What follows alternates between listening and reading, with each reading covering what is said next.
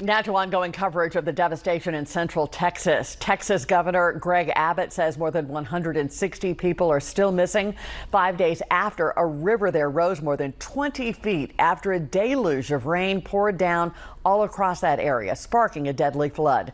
More than 109 people are confirmed dead tonight, but that number is expected to rise throughout the week. Hundreds of volunteers have converged on the Lone Star State as crews wade through dirt and debris, searching for any survivors. And dozens of volunteers are now helping the victims clear away all that debris as they cope with this new reality. Meantime, a North Alabama nonprofit is packing up and preparing to head out west to central Texas to help those communities clean up after the devastating flood. Project Unify expected to head out to the most devastated areas later on this week. They often bring essential supplies to support first responders and the victims as they begin to cope with all the damage left behind. We'll keep you updated on their efforts.